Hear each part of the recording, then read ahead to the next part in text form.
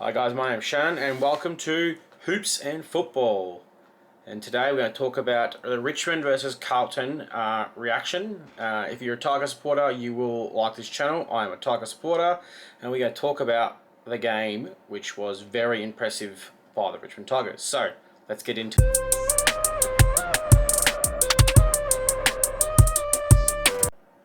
Alright guys, so I have to record this video again because when I was recording my last one, I forgot to adjust where my camera was and I was about yay big in the video. So this will now be my second time recording my first episode on Hoops and Football. Alright, so review Richmond Carlton game Thursday night. Richmond wins, very impressive win from a very young side. 13 players under, I think it was 13 players under 50 games and 11 players under 50 games, 13 players under 30 games. So, very young. I think we are classified as the third youngest side in the AFL. Going up against Carlton, who was meant to be a top 4 play finals, competing for a premiership. And they had one really good player out, I would say, in Charlie Curnow. That was about it. So, alright, so my takeaways from the game. I have a couple of takeaways. Young players, the pressure, the intensity and the want for the ball was very noticeable.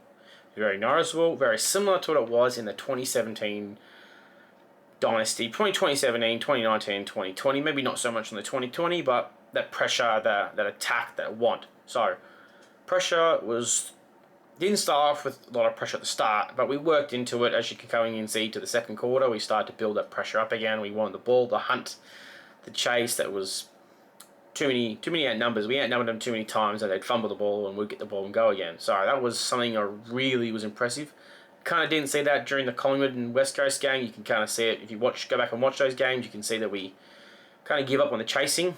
This time we did not. I don't know if Ooze was just hiding that in the pocket there, going, oh, I have no aura. I'll show you what aura is now. But that was one thing that I did notice that we were really good at, which doesn't have much effort to do. It's just the want to do it. Obviously you need to be fit, but it was good to see.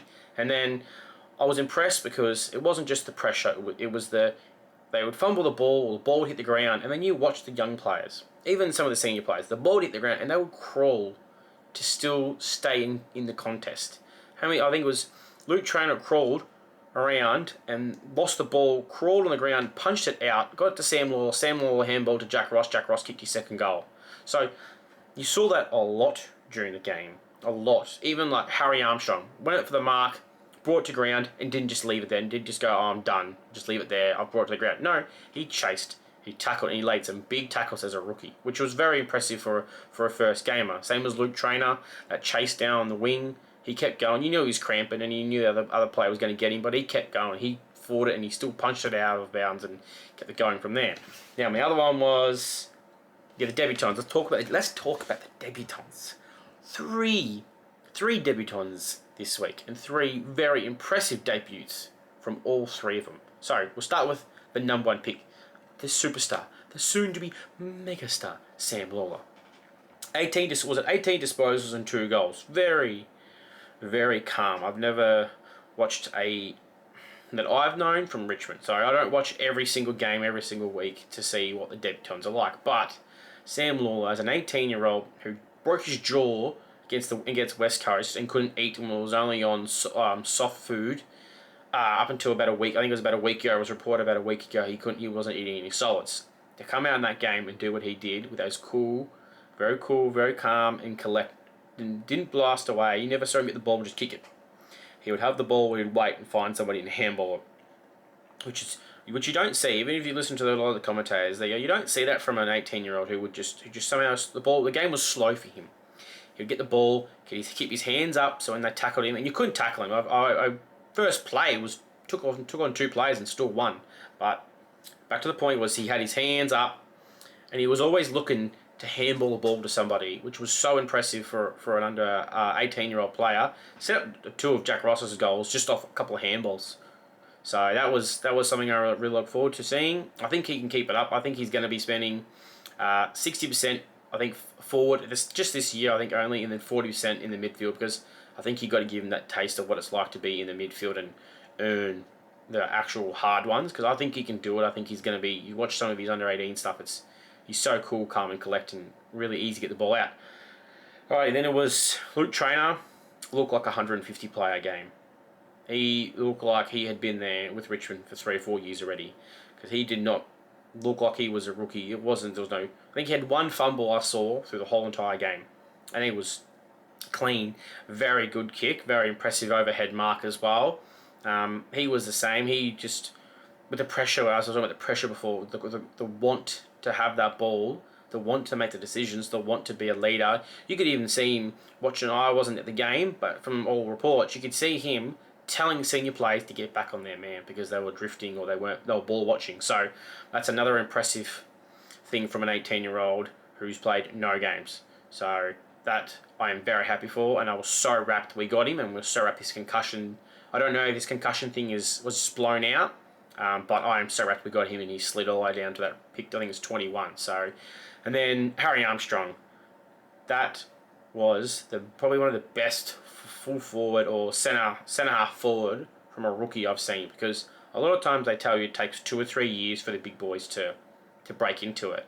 But he just crashes packs, hits the packs hard, and I think a few times he got robbed for not getting a mark, but ball come to ground. And he goes, I still want the ball. I'm still going to tackle. He laid some really big tackles, and that kick on the bloody flank where he just knocked over the Carlton player, picked the ball up, could have blazed away, and good kick for goal. So I wouldn't be surprised if he went for shot, but nah, he just laced it out, Bauer in the centre square, and boom, kicked a goal and got us in front. All right, so I want to talk about players that are unappreciated, players that would say they play every game, but you don't know they're there, and they do their job. They're not Brownlows. They don't get the media and get all the attention. So, I've got 3 players I want to talk about today, and I'll start off with Ben Miller. I think very underrated, because a lot of the hate on Ben Miller has come off his last 5 games from last year. But I don't take that into account, because before that I think he was in the top 15. I think it was for best halving 50-50 contest, and that's what you want from a big centre half back. So I don't take that into account. 5 bad games. We all can admit that Richmond, I think the whole club checked out. We were just waiting for the season to be done so we could get into the off-season, get our picks and go from there. But he owned Mackay. I feel like you could see where Mackay was starting to put his hands in his head, and he was throwing his arms and all that stuff, because he just couldn't I think he just couldn't outpower him. He wasn't outpowering. I think Ben Miller was just outsmarting him. He knew where to go. He knew where the ball was coming from. He was anticipating where the ball was going to go before Mackay was. And also, Carlton's midfielders didn't do him any favours by just bombing it in every time, because it pretty much just went straight into Ben Miller's hands every time, because he ended up having, 13 disposals and 6 marks, and I'm pretty confident 6 of those marks were all just in the back line, one-on-one, just getting rid of Ben Mackay and taking that mark. So I think he's going to go with he could have a really good year. And I think if we keep playing the way we are, look, it's 1 game, but I think he can do this every week and just be that David Asprey sort of player. So that's who would say no to being a David Asprey type player, because won 3 premierships. So Ryan Mansell had a quiet game, but it wasn't just a quiet game. It was that pressure, that run, that chase, that leadership. You could see him talking to some of the other young players and telling them where to go and what to do. And that goal he set up to Tom Lynch was very impressive. I don't know how he knew Tom Lynch was there, but he just got the ball, knew he had time and speed. And he had the time and the speed and the cleanliness to do a 360 spin and just saw Tom Lynch and just laced Tom Lynch out. Tom Lynch didn't have to move. He had time. He could have done a backflip still and kicked a goal. So that's what I look forward to. He kicked 25 goals last year, so he was our second goal kicker. I think if he can replicate that again this year, and the Tigers show win 3 or 4 games, maybe 5, I think he could definitely be maybe an All-Australian for pocket, because why wouldn't he? 25 goals on a losing team and showing that leadership, and I think it wouldn't surprise me if he's a vice captain in the next couple of years. So he's one to look out for. My next one will be Jacob Hopper. So he had 22 disposals and 1 goal, and that goal in that, I think it's the second quarter or the third quarter. I think it was the third. Yeah, no, it was the third quarter. I know a lot of people you can hear in the commentators, and a lot of people are like, oh, you should have handballed it to Jaden Shaw. I actually like that he didn't handball it off. You could see the leadership. He went, no boys, we're all getting a bit tired, we're all getting a bit puffed. I can kick 55. I'm gonna take this on me. I'm gonna kick this goal, but I'm also gonna give everyone a chance to calm down and catch your breath, and we'll get back into it again. So that's a good leadership quality. And then that midfield, I know everyone criticised him for being a bit slow, but he looked like a player that just wanted the ball every single time. He put his head down every single time and picked that ball up, and he was just a bull. So I really look forward to seeing what we can get out of him. We haven't had the greatest 2 years out of him, and I really hope that this is what we're going to see for the rest of the year. Obviously we're not going to win every single game, and we're going to have really bad lulls, but if he can keep a consistency up like that, then all the young fellas are just going to learn off Jacob Hopper. So that's what I want. I want him to do as well, be a leader, and that's what he's meant to be here for. We gave up a lot of draft picks for him, and this is what he needs to do for us to keep us going and keep that under the radar sort of play he will be, I think. All right, so now let's move on to best on ground. All right, I'll talk about each player, and per player that I talk about will be, the first player will be Jack Ross. He will be my best on ground, then I'll go second, and I'll go third best on ground. So, Jack Ross, he had 28 disposals, 4 tackles and 2 goals. And they were very good goals and very timely and needed goals. And not just the goals he kicked, he also set up a few goals, but you could see that he was everywhere. Like, he was very fit. He was keen to get around the ground. He was in the back line. He was in the forward line. In that middle, he was clean. He kept his hands. I love the whole... I think he got it off Trent, or he's always done it since his junior days, but it was the get the ball, and as he's going to get tackled, he just keeps his hands up on his head and he handballs it off where it goes to the next player. Never goes to ground. Doesn't slip. Doesn't... What's the word? Doesn't panic. Very, very calm for a player. I think it's his best... It will be... He has been his best game. Okay, it is his best game. But other than that, I think his next game... It was very similar to what he did against the Port Adelaide game in 2019 when we had no Trent, no Jack, no Dusty, no Alex Rance. So I think he's on his way of being maybe our best and fair. I think he'll finish top 3 in our best and fairest this year.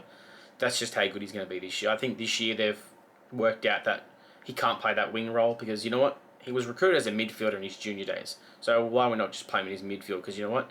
Timmy Taranto and Jacob Hopper aren't the fastest players, and Jack Ross isn't the fastest, but he's a lot faster. So you got to get him in there. You got to give him that time to build it up. And I think he's going to be our maybe he could end up being our best midfielder if Timmy Taranto doesn't step up and have a better season this year. Then my next one was Nank the Bloody Tank. Now, that battle between Toby Nankervis and was it DeConey was a heavyweight fight, and it could go down as the best ruck battle for the year because they both were going at it hard and they both wanted to hurt each other.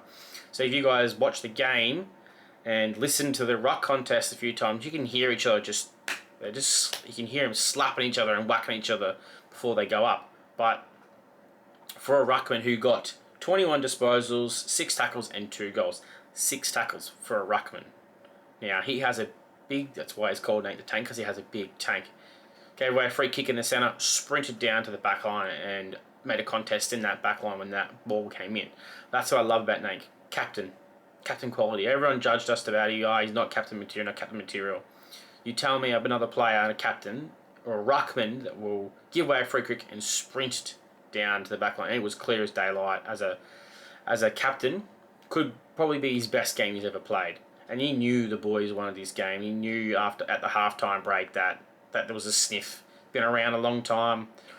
Been to 4 grand finals. Obviously didn't play in the one with Sydney, but he knew. He's been around, seen everything. He knew what we had to do to win, and I was very impressed with it. And I hope we can get that for the rest of the year because I think we're going to need him with all these young players. And then the next player I had for my third best on, now it could be biasy because I picked Sam Lawler for a debutant.